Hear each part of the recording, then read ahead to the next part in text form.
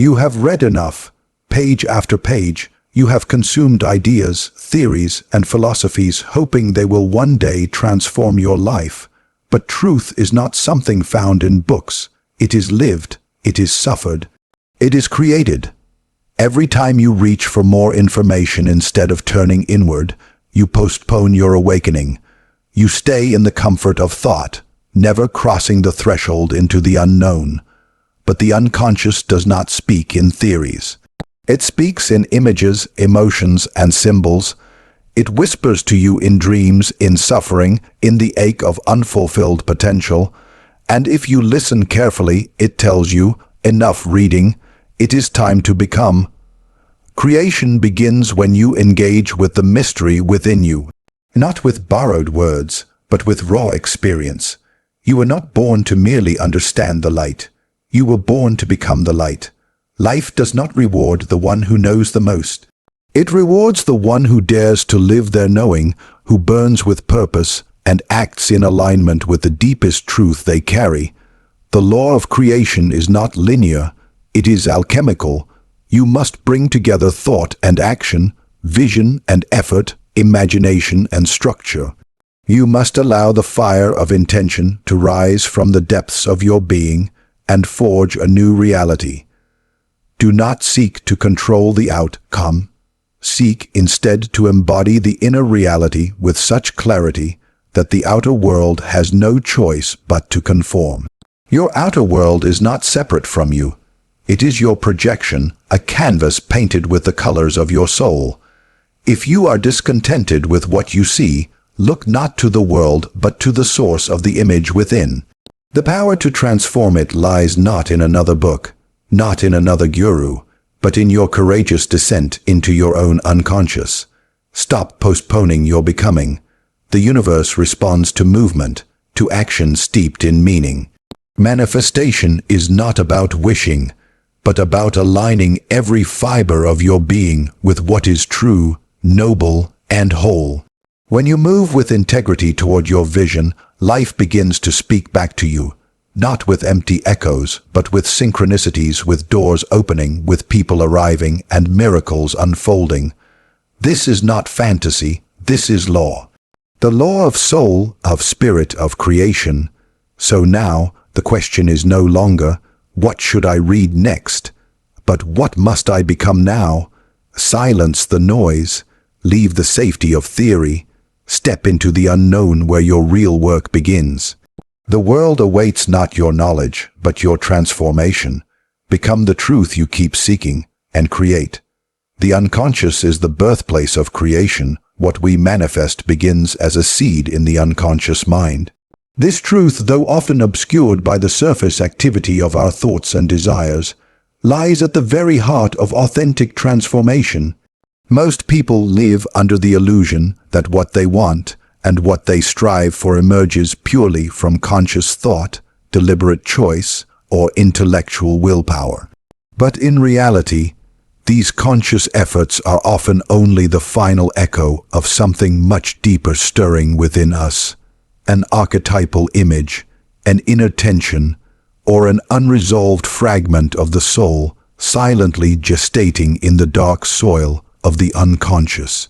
The unconscious is not a chaotic wasteland of repressed memories and forgotten traumas, as it is often misunderstood.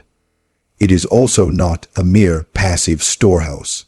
Rather, it is the living root of our being, a vast and mysterious ocean teeming with symbolic patterns, archetypal energies, and creative forces.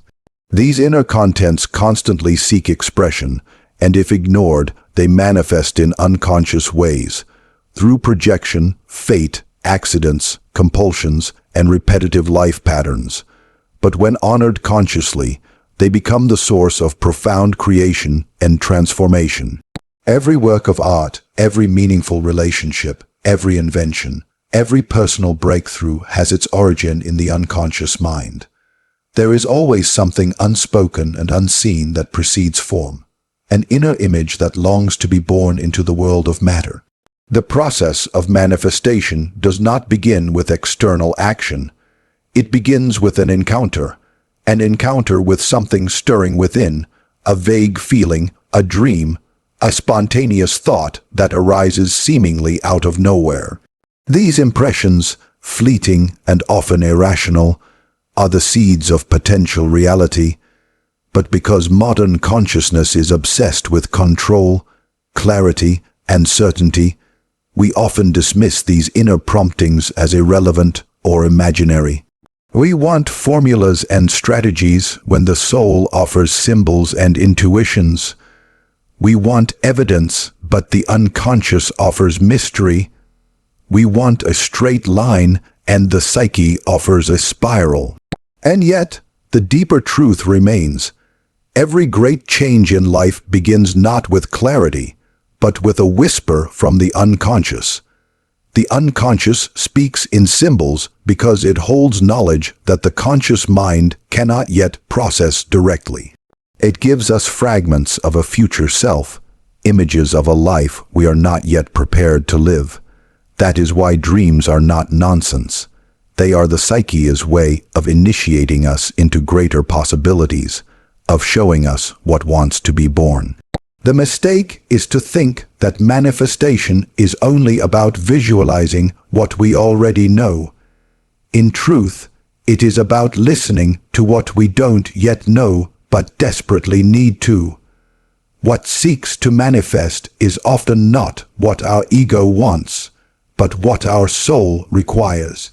The ego desires comfort and validation. The unconscious seeks wholeness, meaning, and growth. There is a sacred intelligence in the unconscious that works far beyond our limited perception. The real task is not to control it, but to enter into relationship with it, to dialogue with it, to befriend it, to surrender to its wisdom. This takes courage. To truly create, one must be willing to be changed. Manifestation is not the act of imposing our will onto the world, but of aligning our will with a deeper truth within us. That truth is rarely comfortable, but always essential. It shows us what is out of alignment, what is unlived, what is fragmented and yearning to be integrated. Only by facing these hidden aspects of ourselves, our fears, wounds, longings, and forgotten desires, can we create something authentic, something that holds power, resonance, and life. If you are not manifesting what you desire, it is not because you are not trying hard enough.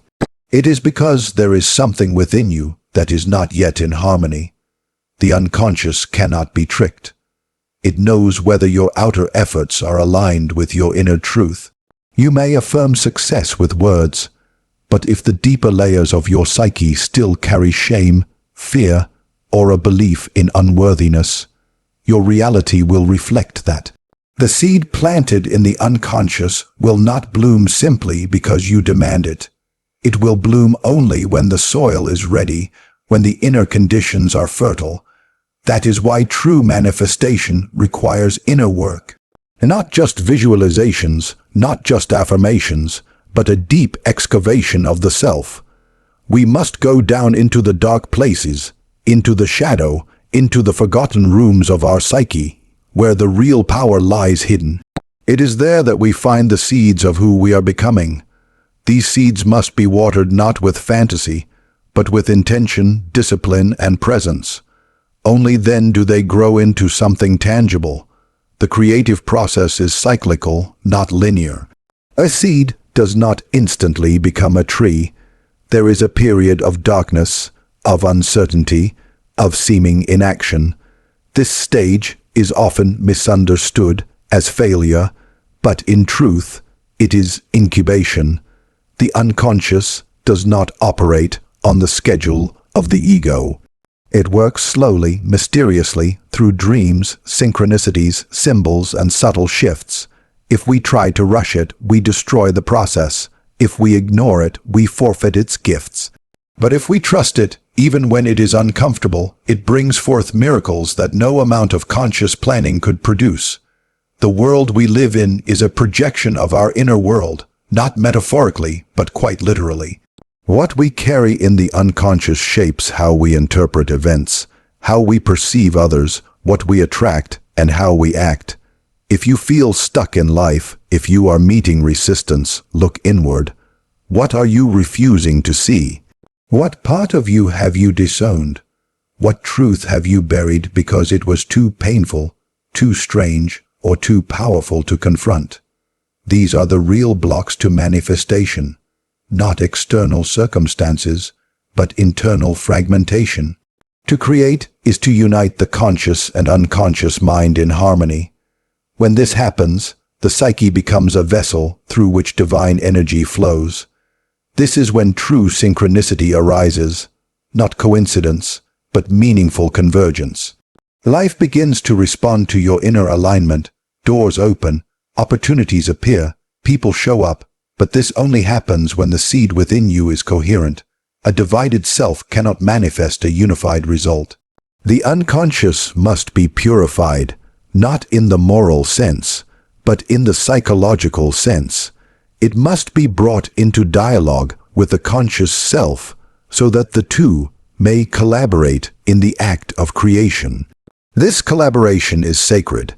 It is the marriage of spirit and matter, of inner vision and outer form, and it begins in silence, in listening, in paying attention to what moves you, what haunts you, what repeatedly shows up in your life as a pattern, a wound, or a dream. These are not random. They are messages from the deeper self. They are the seeds of creation calling out to be honored. Most people spend their lives ignoring these signs, seeking answers outside themselves. But the real answers are always within, not in the intellect, but in the depths, where the unconscious dwells, where the roots of your being are anchored. There is no shortcut. You must descend. You must feel. You must allow yourself to be undone by the truth of who you are beneath the persona. Only then will you find the seed that contains your future. And when you find it, you must guard it, protect it, and give it what it needs to grow. That means facing your fears, letting go of outdated beliefs, confronting the shadow, and trusting the unknown. The unconscious is not your enemy. It is not a place of darkness to be feared, but a wellspring of creation to be revered. It is where your truest dreams originate, those dreams that do not flatter your ego, but call you into wholeness. To manifest them is to become the person you were always meant to be. And that journey, though it may begin in darkness, ends in light. Not the blinding light of illusion, but the quiet radiance of truth, born from the depths of your own soul. Knowledge that is not lived becomes a shadow. This is one of the most subtle and dangerous truths of the inner life because it masquerades as growth. In a world filled with endless information, constant learning, and the glorification of intellectualism, it is easy to fall into the trap of believing that accumulation is transformation. We read books, attend lectures, watch videos, and fill notebooks with ideas, theories, and spiritual insights. We nod in agreement, feel inspired momentarily, and convince ourselves that we have changed, but nothing has changed. The same habits repeat, the same fears linger, the same unconscious patterns dominate our choices. Why? Because we have consumed without integrating, absorbed without embodying, and understood without living. There is a peculiar seduction in knowledge. It gives the appearance of mastery, even as it keeps us at a distance from actual experience. It allows us to talk about change without changing, to explain deep truths without ever touching them with our soul. We can discuss surrender while clinging to control. We can quote sages on love while avoiding vulnerability. We can speak eloquently of shadow work while still projecting our darkness onto others. This disconnection between knowing and being is what turns knowledge into a shadow. It becomes a burden rather than a light, a mask rather than a mirror. And eventually, what we refuse to live out will live us from the depths, unconsciously and often destructively.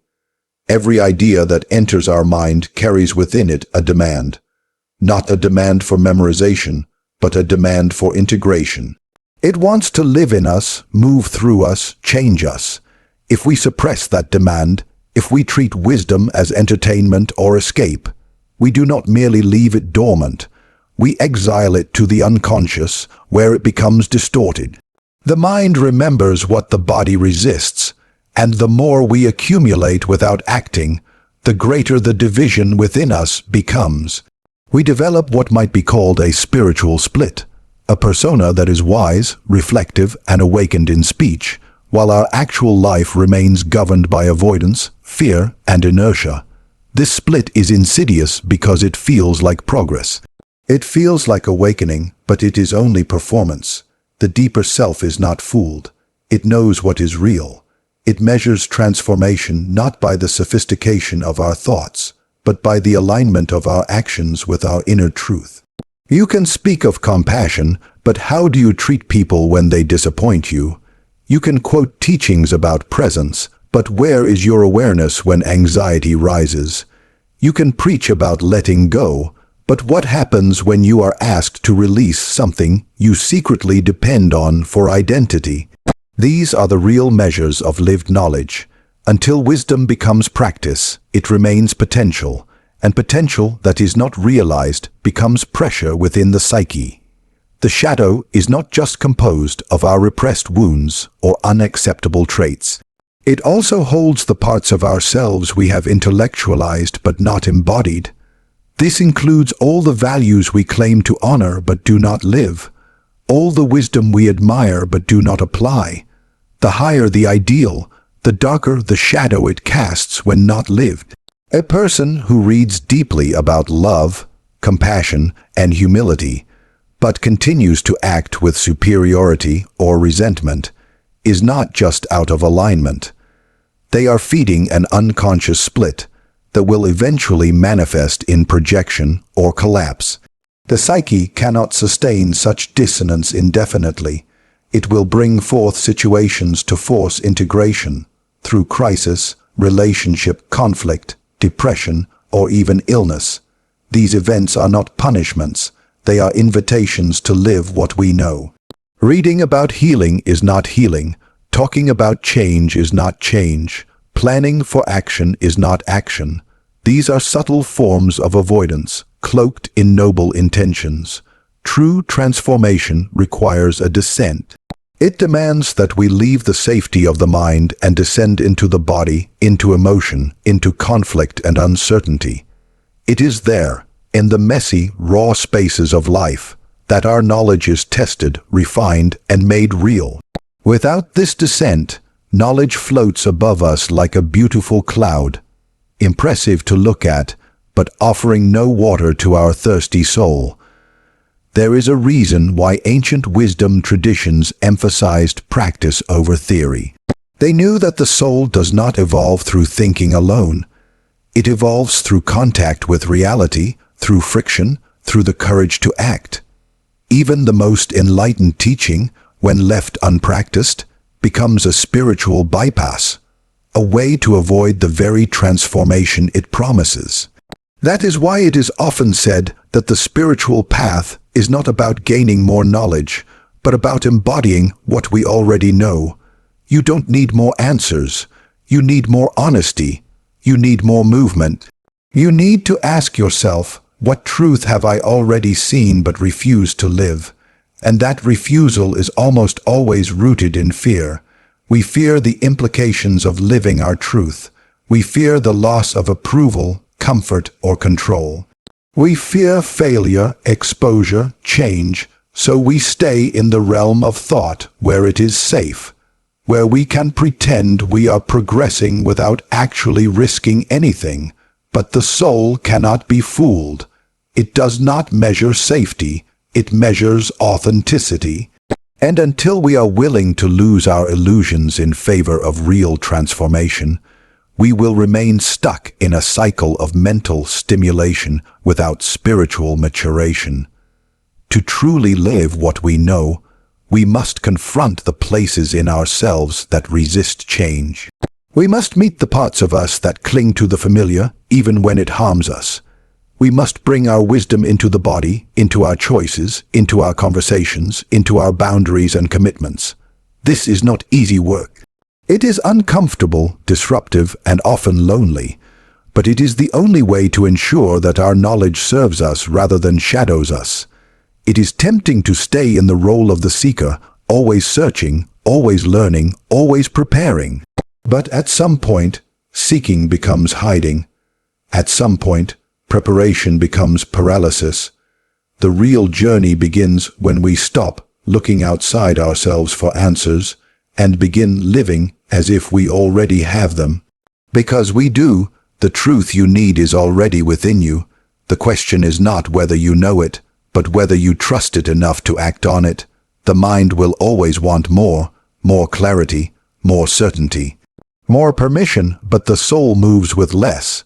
It moves with mystery, with intuition, with a quiet sense of knowing that often defies explanation. To live your knowledge is to surrender to that knowing, even when it doesn't make sense. Even when it scares you. Especially when it scares you. Because that is where transformation lives. On the other side of comfort. You were not meant to be a collector of wisdom. You were meant to be a vessel of it. A living expression of the truths you hold dear, and every time you delay that expression, you dim your own light. You betray your own depth. The world does not need more informed minds. It needs more awakened hearts. It needs people who dare to live what they know, not perfectly, but honestly, who fall and rise again, who embody their truth in action, even when it is inconvenient or misunderstood. So the invitation is clear.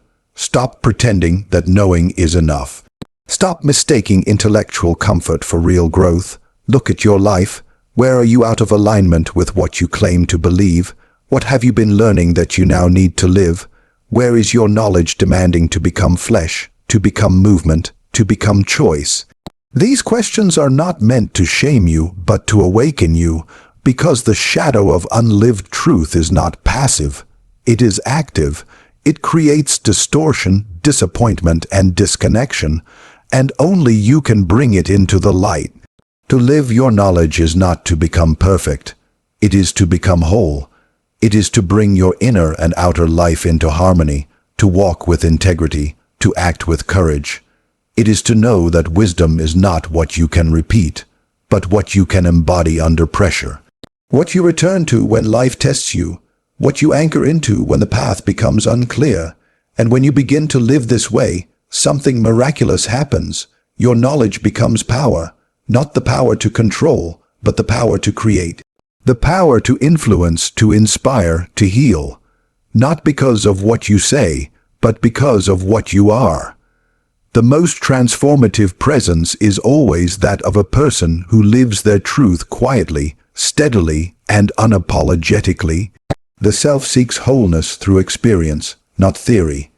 It does not long for intellectual clarity, but for full participation in the depths and heights of existence. The self, that deep center of being which transcends the ego, does not evolve through ideas alone. It awakens and unfolds through engagement, with suffering, with beauty, with contradiction, with joy, with failure, and with love. It wants to feel life, not merely understand it. It calls us to descend into the rawness of the human condition, not to escape it through abstraction. Inner transformation begins not with a thought, but with a moment of lived truth, a moment when we are fully present, fully honest, and willing to be changed by what life is revealing to us. Theory offers us safety. It allows us to examine life from a distance. It gives us language to discuss pain without actually feeling it. We can analyze love without risking heartbreak. We can explore the idea of surrender while still clinging to control. But the self is not interested in our comfort. It is not impressed by how much we know or how well we can articulate spiritual concepts. It responds only to sincerity, to presence, to embodiment. It is not the brilliance of the mind that awakens the self, but the vulnerability of the soul. The willingness to walk into fire if the fire is where truth lives. The courage to face what hurts, what confuses, what resists resolution. You cannot think your way into wholeness. You cannot read enough books. attend enough workshops, or gather enough spiritual terminology to heal the fractures within you. Healing and integration happen in the living moments, in the grief that is finally wept, in the anger that is finally owned without shame, in the love that is finally given without guarantee. It happens when we stop hiding behind language and meet life as it is, not as we want it to be. The self is forged in these moments of raw encounter, not when we are explaining ourselves, but when we are finally showing up, messy, afraid, but real. So many people confuse knowing with being. They imagine that because they understand a principle, like forgiveness or non-attachment or authenticity, they have already lived it. But the self cannot be fooled. It knows the difference between a well-rehearsed idea and a truth that has been carved into the soul through experience. You can speak of surrender, but the self asks, have you actually let go? Have you lost what you clung to and still stood with open hands?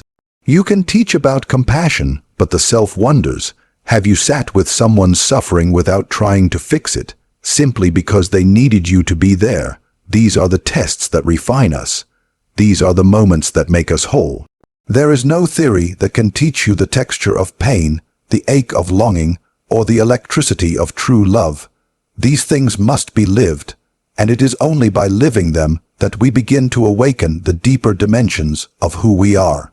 The self contains multitudes, darkness and light, power and fragility, wisdom and woundedness, and it demands that we honor all of it. We cannot skip over the parts that make us uncomfortable. We cannot bypass the shadows with spiritual ideas. Wholeness requires that we meet ourselves completely, especially in the places where we would rather turn away. It is through this radical honesty and engagement that we become real. Theories may prepare the mind, but they cannot carry the soul. They can point the way, but they are not the path. The path is lived. It is stumbled through. It is made sacred by the very fact that it is imperfect. And yet, in our current world, many seek refuge in knowledge.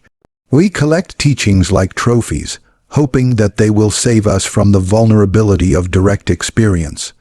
We quote wise teachers, hoping their clarity will compensate for our confusion.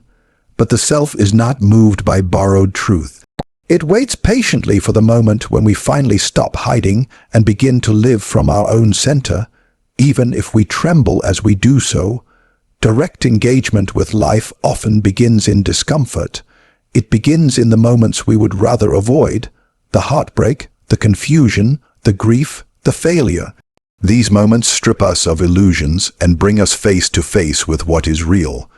They break the shell of theory and plunge us into the living fire of transformation.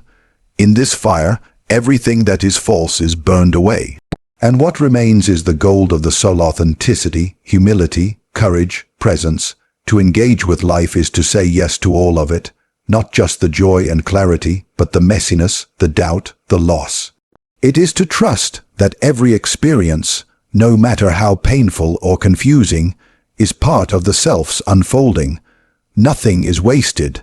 The betrayals, the mistakes, the times you did not know what to do, these are the moments where your soul was being carved open to make room for deeper truth. You may not have understood it at the time, you may not even understand it now, but the self does.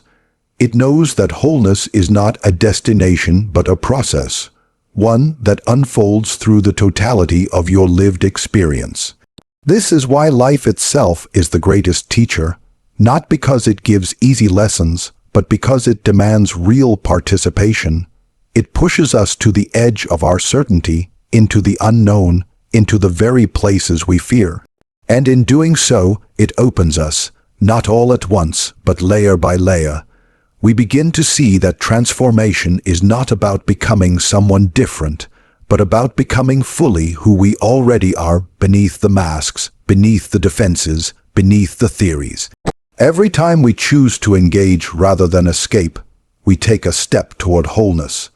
Every time we feel what is asking to be felt, speak what is asking to be spoken, risk what is asking to be risked. We come closer to the center of our being. The self is not a static entity waiting to be found. It is a living process, a dynamic unfolding, and it reveals itself not in our ideas, but in our willingness to participate fully in our own becoming. You cannot learn courage from a book. You must face what frightens you and walk through it. You cannot learn integrity from a lecture.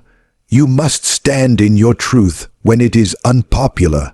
You cannot learn love from poetry alone. You must open your heart, risk rejection, and stay present through the vulnerability. These are not just admirable qualities. They are the doorways to the self, and they can only be accessed through direct experience. The great paradox is that the self is always present, and yet we must go through much to realize it. It is not something we achieve, but something we remember, through life, through loss, through risk, through presence. It is not found in concepts, but in the lived truth of who we are becoming. And to become whole, we must be willing to feel, to fall, to rise again. We must be willing to stop thinking about life and start living it. Even in spiritual circles, this tendency toward disembodied theory is common. We use sacred language as armor, not as access. We speak of ego, shadow, soul, divine will. But do we actually meet our own shadow in relationship?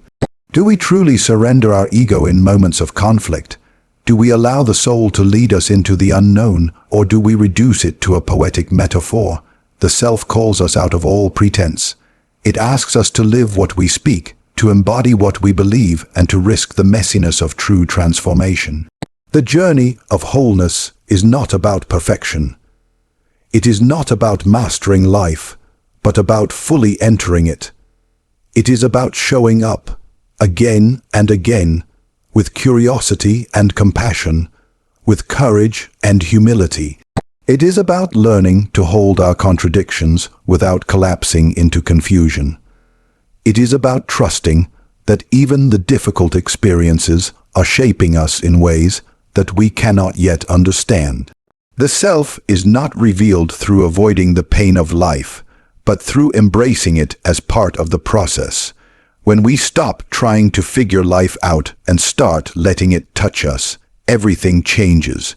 We become more real, more grounded, more available to the moment. Our knowledge deepens into wisdom because it is no longer separate from our lived truth. We stop performing spirituality and start embodying it. We stop trying to become and start allowing ourselves to be. And in that being, the self arises not as a concept, but as a presence, a quiet, steady knowing, a deep inner alignment. It does not announce itself with fanfare. It simply is.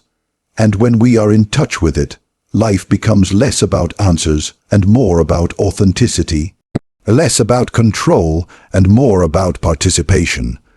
We begin to trust that every experience is an invitation to return to ourselves, to come home, not to an idea, but to a living truth that is discovered only in the act of living. The self seeks wholeness through experience, and it is through direct engagement with life that we become whole. Every moment is an opportunity, every challenge is a threshold, every choice is a mirror. And the more we say yes to life, the more life reveals us to ourselves. We are not here to theorize about who we are. We are here to live it, fully, honestly, and courageously. And only then does the mystery of the self begin to shine through quietly, unmistakably, eternally. Synchronicity favors the prepared soul. It is not simply a matter of luck or magical thinking, but a sacred correspondence between the inner world and the outer. When an individual becomes truly aligned, when the conscious intention is purified and harmonized with the deeper layers of the unconscious, reality begins to respond in peculiar, often astonishing ways. Events unfold with uncanny timing. People appear just as they are needed. Insights arrive when the mind is still. It is as though the universe itself becomes a participant in the soul's journey. But this harmony does not arise randomly. It emerges when the individual has prepared themselves inwardly, when they have undertaken the often difficult task of self-confrontation and inner alignment. Most people live fragmented lives. Their desires, beliefs, fears, and actions contradict one another. The conscious mind may declare one goal, while the unconscious harbors motives that resist or sabotage it. This split within the psyche sends mixed signals into the world. The universe does not conspire against them, but rather reflects back the incoherence of their own being. For synchronicity to occur, true, meaningful coincidences that feel as though they are orchestrated by something greater, there must be coherence within. The inner self must be whole enough, prepared enough, that the signals it sends are clear, authentic, and resonant with the deeper order of life. Preparation of the soul does not mean perfection. It means sincerity. It means having the courage to examine the shadow, to confront one's complexes, to acknowledge the ways in which fear, guilt, or unconscious patterns shape one's path. It means choosing truth over comfort and integration over repression. When a soul commits to this inner work, it becomes more transparent to itself. Its intentions become purified, not merely driven by egoic ambition, but by a deeper longing for wholeness. And it is in this state of inner clarity that synchronicity becomes more frequent, more recognizable, more transformative. Synchronicity is not something one can force.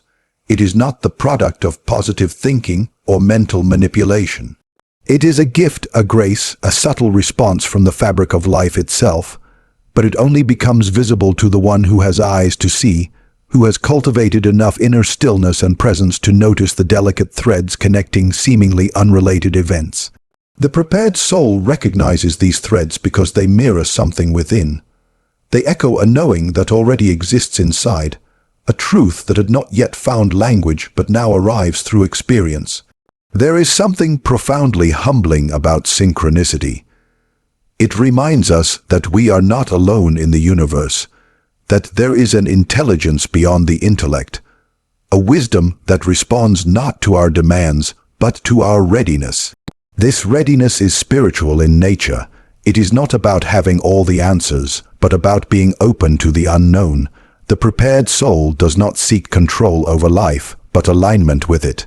This openness, this willing participation in the mystery, is what draws synchronicity into being. Synchronicity can appear in many forms. A book falls from a shelf at the exact moment you need its message. A stranger says the very words your heart had been struggling to form. A dream points the way forward with startling clarity, and the next day reality confirms it through an unexpected encounter. These are not mere coincidences. They are expressions of a deeper order, signals that you are in tune with something beyond the ego. But again, these moments do not arise from passivity. They emerge when the soul is awake, when it is active in its own unfolding, when it has begun to live with intention and integrity. This alignment between the conscious and unconscious is not easily achieved. It often requires going through inner storms. The soul must descend into its own darkness, face its wounds, mourn its losses, and let go of illusions. It must become honest with itself. Only through such depth does it become coherent, and it is this coherence that sends a clear signal into the world. When the soul is divided, the signal is distorted. But when it is unified, when the conscious intention is supported rather than sabotaged by the unconscious, then the outer world begins to move in harmony with the inner. Many people experience moments of synchronicity, but dismiss them as flukes. This is often because they have not cultivated the inner stillness required to receive the deeper message. Synchronicity is not always loud. It whispers. It dances in the periphery. It requires a subtle sensitivity, an attunement that comes only through deep inner work. The prepared soul has developed this sensitivity. It does not rush past the moment. It listens, it senses, it trusts, and because of this, it recognizes the sacred when it appears disguised in the ordinary. The ego often wants immediate results, signs, and affirmations. But synchronicity moves according to the laws of the soul, not the demands of the personality. It emerges in divine timing, not human timing. This is why the prepared soul must also be a patient soul. It must be willing to wait, to trust, to stay grounded even when the way is unclear. Synchronicity does not serve the ego's timeline. It serves the soul's evolution. It arrives when it can truly guide, not merely gratify. There is a great mystery in how the inner and outer worlds interact. Modern thought often separates them, treating the psyche as a closed system. But the prepared soul knows that the inner life and outer life are reflections of one another. The symbols of the unconscious are not confined to dreams. They speak through events, through symbols, through encounters. The world becomes a mirror, not of the superficial self, but of the deep self. And when one begins to live from this deeper self, reality becomes responsive, fluid, intelligent. Synchronicity becomes a dialogue, a conversation with the divine. One cannot claim ownership over synchronicity. It is not a reward, but a resonance. It arises when the soul vibrates at the frequency of its own truth. That vibration, subtle as it may be, moves outward like a ripple and touches the field of life. What returns is not random, but meaningful. This meaning is not created by the intellect. It is felt by the heart, recognized by the intuitive self. The prepared soul does not need to explain synchronicity. It lives by it. It follows the thread, even when the thread leads into uncertainty. There are times when the soul feels lost, abandoned, forgotten. But even then, synchronicity may appear, not to rescue, but to remind. A feather on the path, a phrase overheard, a moment of stillness in which everything feels connected. These are small, sacred echoes of the deeper order. They do not answer every question, but they offer orientation. They say, keep going, you are not alone, there is meaning here, even if you cannot yet see the whole pattern. This is the gift of synchronicity, not to make life easier, but to make it sacred, to reveal that your path is not arbitrary, that your longings are not meaningless, that your struggles are not in vain. When you have prepared yourself inwardly, when you have aligned your intention with the deeper movements of your psyche, life begins to participate in your becoming. Doors open, pathways light up, not because you willed them into existence, but because you became ready to walk through them. The soul's preparation is lifelong. It does not end with a single insight or awakening.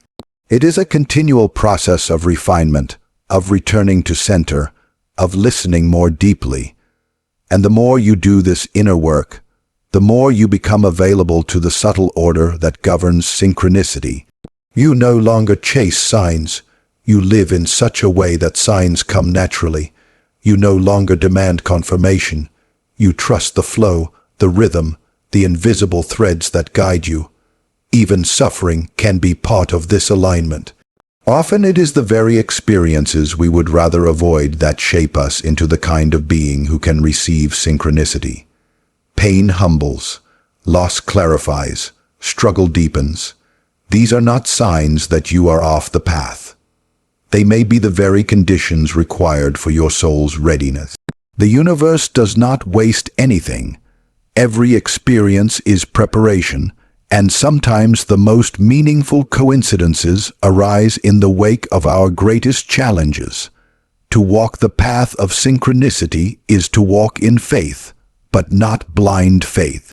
It is faith grounded in experience, in the lived reality that life is not arbitrary, but infused with meaning. The prepared soul knows this not as a belief, but as a lived truth. It has seen the pattern. It has followed the signs. It has risked enough to trust. And so, the invitation is simple but profound. Prepare your soul. Do the inner work. Align your intention not just with your ego's desire, but with your deepest truth. Face what must be faced, heal what must be healed, live with integrity, courage, and openness, and then watch. Watch how life responds. Watch how moments arrange themselves with divine timing. Watch how the right people appear, the right words arrive, the right doors open. And not because you forced them, but because you became the kind of person who could meet them with presence, humility, and grace. Synchronicity is real, but it is not a trick or a shortcut. It is the echo of inner harmony expressed in the outer world. When your soul is ready, when you are clear, open, aligned, life will meet you in ways you could not have planned. It will whisper in coincidences, sing in symbols, and guide you not with certainty, but with meaning. This is the deeper law, and it favors the prepared soul. True creation begins when we confront our inner chaos. It is in the furnace of contradiction, confusion, and emotional fragmentation that the seeds of true manifestation are planted. The psyche is not a tidy place. It is a landscape of opposing forces, forgotten wounds, unlived potentials, and unresolved shadows. Most people fear this chaos, avoiding it through distraction, intellectualization, or idealistic fantasies. But creation, real, soul-aligned creation, cannot emerge from denial. It begins only when we have the courage to descend into the disorder within and face what we would rather keep hidden. There, in the tumult, lies the very energy we need to create something lasting, meaningful, and alive. The act of creation is not merely about producing something external. It is not just painting, building, writing, or designing a life. It is an inner alchemy, a transformation of psyche. Every time we manifest something into the world, we are giving form to an inner structure. But if the inner structure is fractured, if it is filled with conflict and contradiction that we refuse to acknowledge, then what we produce will echo that same fragmentation. Many people build lives, relationships, careers, or belief systems upon unresolved inner conflicts. The result is instability, repetition of suffering, and a haunting sense that something is missing. Chaos, therefore, is not our enemy. It is the raw material of creation, but it must be confronted, not controlled. When we enter into chaos with openness rather than fear, we discover that it is not just a storm of disorder, but a constellation of parts longing for integration. One part of us wants to move forward, another is paralyzed by fear. One seeks love, another avoids vulnerability. One desires power, another hides in shame. These are not errors in our design. They are the necessary polarities of the psyche. True creation requires that we do not suppress one in favor of the other, but that we hold them both, allow them to speak, and begin the lifelong task of uniting what appears to be in opposition. This is the heart of psychological integration, bringing together the opposites within us, the light and the shadow, the masculine and feminine, the rational and intuitive, the active and receptive. Every polarity contains an energetic charge. Suppress one side, and the energy becomes distorted, manifesting as neurosis or stagnation. But bring both sides into dialogue, and their tension gives rise to insight, depth, and ultimately, creative expression. This inner synthesis becomes the foundation for outward manifestation. We cannot create anything whole if we ourselves are internally divided. Most of what people call creativity is imitation, rearranging the known, avoiding risk, staying within the safety of inherited norms. But real creation breaks boundaries. It emerges from a deeper well, one that cannot be accessed unless the creator has undergone some kind of inner confrontation. The chaotic elements of the unconscious, repressed desires, archetypal forces, forgotten memories, must be allowed to rise. And when they do, they often disrupt the ego's illusion of control. It is here that many turn back, fearing the loss of identity. But this threshold is sacred. It is the place where the old self dies and something more whole can be born. This process is not linear. One does not resolve inner chaos once and for all. Instead, it is cyclical, seasonal. New levels of order are followed by new waves of chaos. But with each return, the psyche grows more integrated, more capable of holding complexity without collapse. This resilience is the soil in which true creation flourishes. For only the soul that can endure its own contradictions without fleeing from them is strong enough to birth something original into the world. Order is not imposed on chaos from the outside. It arises organically from within, like a tree growing from a seed buried in dark soil. This inner order does not erase chaos, it transforms it. It gives it shape, direction, and purpose. But this can only happen through relationship. We must form a conscious relationship with the chaotic parts of ourselves, not by fixing them, but by listening. Listening to the anger, the grief, the desire, the fear. Each has a voice, a story, a message. They are not obstacles to creation, they are invitations. Each one is a messenger carrying vital energy for our development. In myth and dreams, chaos is often symbolized by the wild ocean, the dragon, the labyrinth. These are not just images, they are reflections of the inner terrain. To confront chaos is to step into the unknown, to relinquish certainty, and to walk into the night of the soul. And yet, every myth also shows that within the chaos lies the treasure. The dragon guards the gold.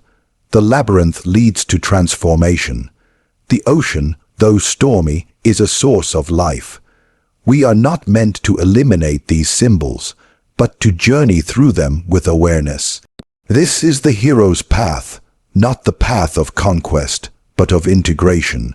When we avoid this inner chaos, we project it outward. We see it in others, in society, in our circumstances. We blame the world for the disorder that lives within. But the world only mirrors what we have not made conscious. Manifestation without inner integration becomes dangerous. It becomes about control, domination, or escapism. That is why so many people manifest success, wealth, or influence, and yet feel empty or anxious. The outer result did not emerge from inner wholeness. It was built upon a fragmented foundation, and so it cannot satisfy. But when manifestation arises from an integrated psyche, it carries a different quality. It is not driven by compulsion, but by clarity. It is not reactive, but responsive. It does not aim to fill a void, but to express fullness. The act of creation becomes sacred, not because of what is produced, but because of the wholeness from which it arises. It becomes an offering, a reflection of an inner reality that has been hard, won through honesty, humility, and courage. Integrating the opposites within us does not mean finding a simplistic middle ground. It means holding tension, allowing paradox, living with ambiguity. The mind prefers certainty, but the soul thrives in mystery. To create from the soul is to allow contradiction to coexist until a higher synthesis emerges, not through will, but through surrender. This higher synthesis is not a compromise, it is a transformation. It transcends the original duality and creates something new, something that did not exist before. That is what true creation is, the birth of the new from the reconciliation of opposites. Not the repetition of the known, not the copying of models, but the emergence of something unique, born from the depths of one's own psyche. And this kind of creation cannot be faked. It requires presence. It requires depth. It requires an inner life that has been tended, not neglected. For the soul, like any wild thing, does not offer its treasures to those who would exploit or ignore it. It opens only to those who approach with reverence. The journey through chaos toward order is deeply personal, yet universally human. Every culture, every mythology, every spiritual tradition contains stories of this journey. It is the central path of transformation, and each person must walk it in their own way. But the structure is the same: descent, encounter, integration, and return. The descent into chaos is necessary not because we are broken, but because we are incomplete. It is in the depths that we retrieve the parts of ourselves that have been lost or disowned. And only when we retrieve them can we manifest a reality that is whole. True creation is not a technique. It is a way of being, a way of living in relationship with the whole of who we are. It requires that we see beauty in the broken, strength in the vulnerable, light in the shadow. It demands that we stop compartmentalizing ourselves into good and bad, right and wrong, light and dark. Instead, we must begin to see all of it as necessary, as sacred, as part of the great unfolding of our being. Then, and only then, can we create something that carries the mark of truth. The world does not need more polished performances or surface-level manifestations. It needs creations born from depth, from souls who have faced themselves and come out the other side with humility, wisdom, and love. It needs voices that are not afraid of silence, art that is not afraid of emptiness, structures that can hold complexity. And all of this can only come from those who have made peace with their own inner chaos. The paradox is that from chaos comes order, and from order, new chaos is born. This cycle does not end but deepens, and each time we move through it, we become more whole, more capable of carrying the weight of our gifts, more able to live as creators, not just of things, but of meaning, connection, and transformation. For creation is not a moment, it is a way of life, a life lived in dialogue with both light and dark, both known and unknown. A life that honors the full range of human experience and allows that experience to shape something beautiful. So we must not fear our chaos. We must not try to skip over it, or numb it, or sanitize it. We must enter it, face it, listen to it. And in doing so, we will find not only ourselves, but the very material from which our greatest creations will emerge. From that place of wholeness, of integration, of sacred tension, we will manifest not just results, but realities that are alive with purpose, depth, and soul. The world mirrors the soul's state. What we create, what we attract, what we experience externally, all of it is, in subtle or obvious ways, a reflection of our inner world. This truth, though profound and uncomfortable, holds the key to true self, mastery, and conscious creation. The environments we inhabit, the relationships we nurture or repel, the opportunities we seize or sabotage, and even the chaos or peace we encounter, all arise from the psychic conditions we carry within us. Though many strive to change the outer world, real transformation begins within. For the outer world is not an independent reality, detached from us. It is the projection screen of the soul's contents, a living mirror that reflects back what we hold inside. This reflection is not always literal, but it is always meaningful. When we live with resentment, fear, or self-doubt, we begin to encounter these very energies in the people and circumstances around us. We may call it bad luck or misfortune, unaware that our inner unresolved emotions have colored the lens through which we view life. Likewise, when our inner world is aligned, coherent, and in harmony, the external begins to reflect that equilibrium. Life becomes less about reaction and more about flow. Synchronicities appear not as random miracles, but as natural responses to the soul's resonance. We don't have to chase success, connection, or meaning. They begin to arise organically when we become inwardly whole. There is a secret architecture to the psyche, and it shapes everything we touch. A person whose inner world is fragmented will build relationships marked by distrust or dependence. Someone who feels unseen within will attract situations where they are ignored or invalidated. It is not that the universe is punishing us, but that the soul is revealing its state through the world it helps us create. Every circumstance, no matter how painful or desirable, contains an invitation to look inward and discover the inner pattern that birthed it. We are constantly shaping reality, often unconsciously, through the attitudes, beliefs, and unresolved energies we carry in our depths. To accept this principle is to reclaim an extraordinary kind of power, the power of responsibility. Not blame, but responsibility. When we see the world as a reflection of our inner state, we stop trying to fix everything outside of us and begin to turn inward. We begin to ask, what in me is resonating with this situation? What part of me drew this experience into being? What belief, wound, or desire within me has echoed into form? These questions are not easy, and they are not comfortable, but they are the beginning of deep awakening. They draw us out of victimhood and into the mystery of creation.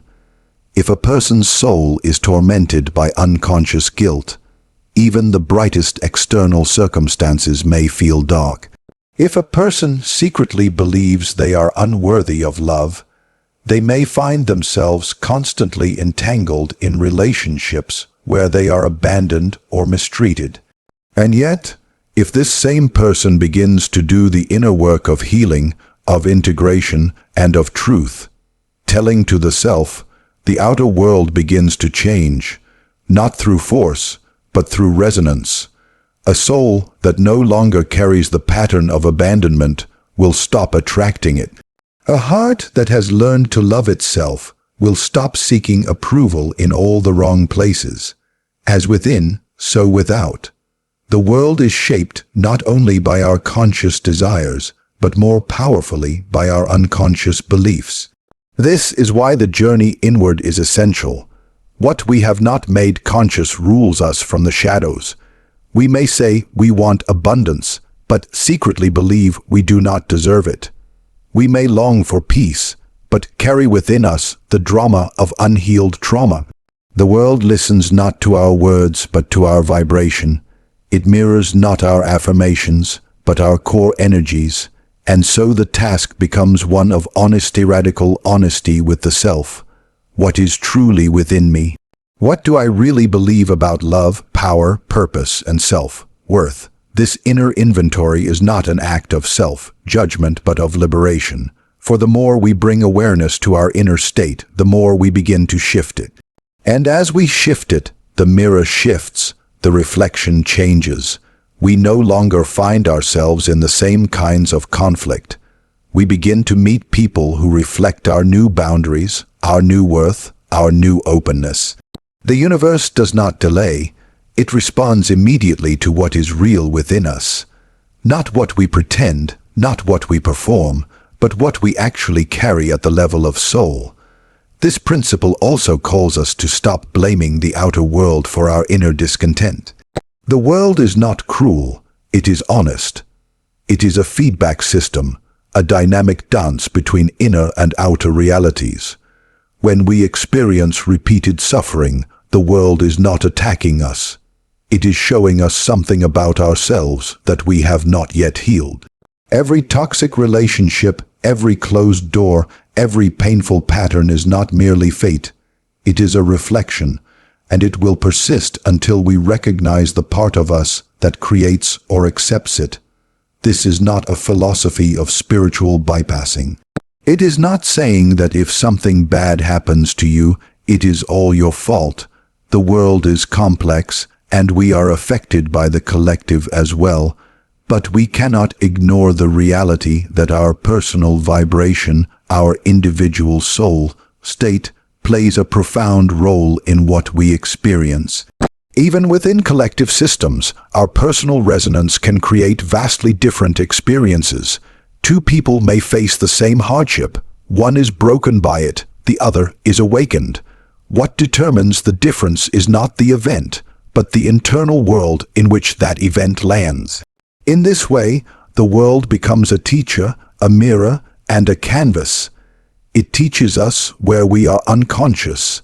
It mirrors our beliefs, both nourishing and limiting, and it offers us a canvas on which to paint new patterns through the choices we make from a new state of being. Each moment, We are either projecting old patterns or creating new ones. The difference lies in whether we are awake to our inner world or asleep within it. When we begin to live from this awareness, everything becomes meaningful. And no encounter is random, no failure is wasted.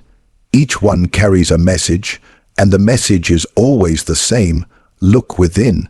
The more we heed this call, the more mastery we gain, not mastery over the world, but over ourselves.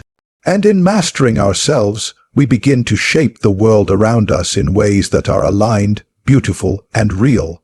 The soul longs to see itself reflected in the world. When that reflection is distorted, it suffers. When that reflection is clear, it rejoices. The soul's state is not static. It is fluid, evolving, deepening, and so the world we experience also changes. As we grow in wisdom, compassion, clarity, and love, we begin to experience a world that feels more coherent, more meaningful. We start attracting people and situations that reflect our evolution. This does not mean life becomes free of challenge, but that the challenges we face become more purposeful, more aligned with our growth. Pain does not vanish, but it becomes sacred. Difficulty becomes a doorway, not a dead end. When we understand that the world mirrors the soul, we take spiritual responsibility for our life. We no longer chase outcomes.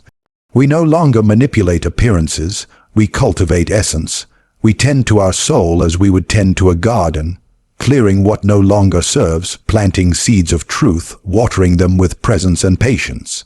And then we watch as the world begins to blossom in ways we never imagined, not because we forced it, but because we became congruent within. This path requires courage. It asks us to stop pointing outward and to begin looking inward. It invites us to stop reacting and start reflecting. But in doing so, it returns us to our power. The power to create, to transform, to evolve. The power to become the kind of person whose inner life is so rich, so integrated, that the outer world can't help but respond in kind. We become not victims of life, but conscious co-creators of it. Everything around us begins in us. Every word, every action, every vision, every failure. And so if we want to change the world, we must first change the state of our soul. Heal what is wounded. Love what is unloved. Acknowledge what is hidden. Only then will the world reflect back to us the harmony we long for. The mirror never lies. It simply waits for us to see ourselves clearly enough to change the reflection. Imagination is divine energy in motion. It is not merely a tool for fantasy or escape, as it is so often misunderstood, but a sacred current of creative force flowing through the soul. It is the bridge between the invisible and the visible, the unknown and the known, the possible and the actual. When imagination arises within us, it is not accidental. It is a visitation from the deeper layers of consciousness, from the archetypal wellsprings of the psyche. It is the whisper of potential reality calling to be realized. To imagine is to receive the blueprint of what could be, to glimpse into the divine library where all creation begins. But this energy, though potent, is not complete on its own. It must be respected, refined, and shaped through discipline and will. Otherwise, it becomes volatile, deceptive, and ungrounded. Imagination is only divine when we treat it as such, when we unite it with conscious intention and grounded effort. Imagination without discipline is like lightning without a conductor. It strikes, dazzles, and disappears. It may stir emotion or inspiration, but if not anchored by commitment and action, it vanishes back into the ether, often leaving behind frustration or yearning. Many people live in the realm of unmanifested imagination. They dream endlessly but never build. They fantasize but never commit. They feel the stirring of possibilities within but do not bear the responsibility of birthing them. Over time, their imagination becomes a kind of torment, a cruel reminder of what they never dared to bring into reality. The pain of unused creative force is one of the most corrosive experiences for the soul. What was meant to be generative becomes heavy. What was divine becomes distorted. To honor imagination is to take it seriously. It is to understand that the images, ideas, and intuitions that visit us carry a responsibility. They are not simply for our amusement or personal indulgence.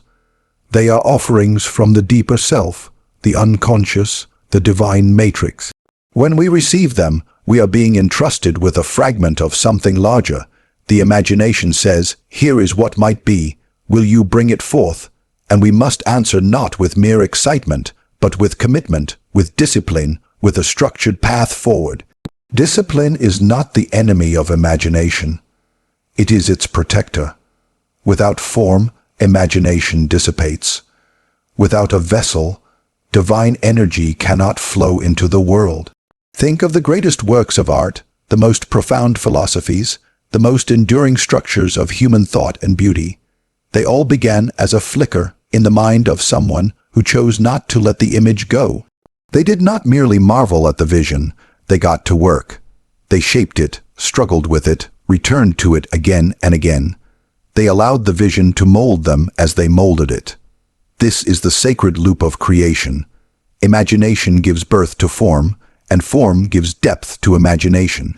The artist is not simply a receiver, they are a laborer in the service of the soul. The will plays a crucial role in this process, not the will of the ego, which seeks to dominate and control, but the conscious will that arises from alignment with inner truth. This will is not forceful, but it is unwavering.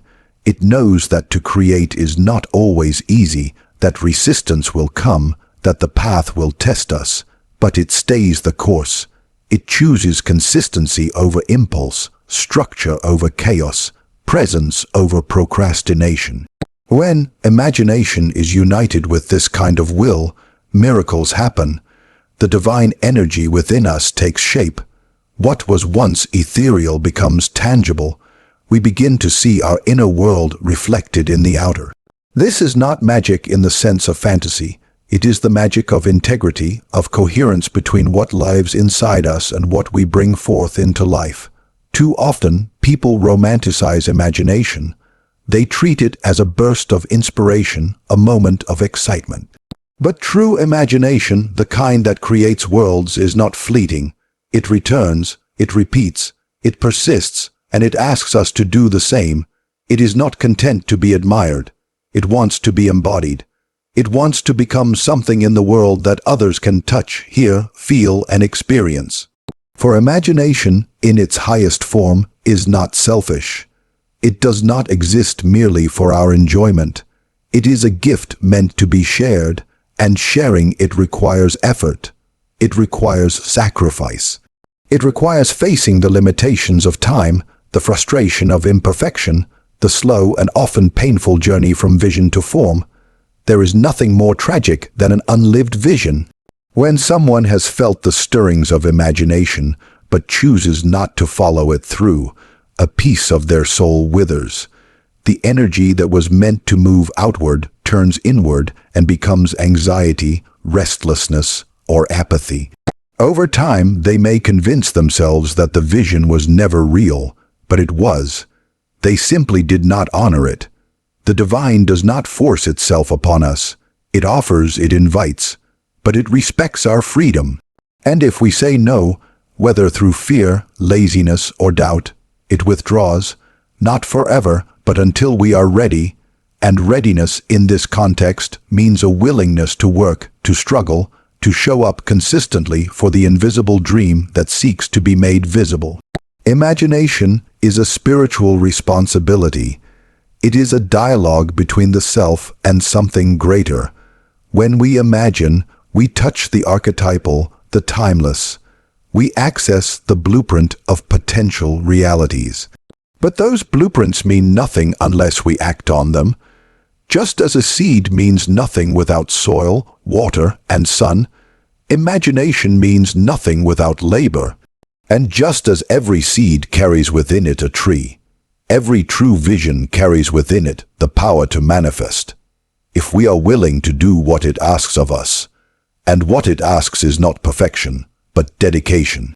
Not talent, but trust. Not immediate results, but long-term presence. When we commit to bringing imagination into form, we are transformed. The process of creation reshapes us. It reveals our fears, our resistance, our self-doubt. It tests our patience, our humility, and our resilience. But it also strengthens us. It deepens our character. It sharpens our focus. It makes us more alive. For nothing wakes up the soul more than giving form to what once existed only in the unseen. In that act, we become creators, not in a grandiose sense, but in the most sacred, intimate way. We become partners with the divine. We take what is eternal and make it temporal. We take what is formless and give it a name, a body, a place in time. This process is not just for artists. It is for everyone.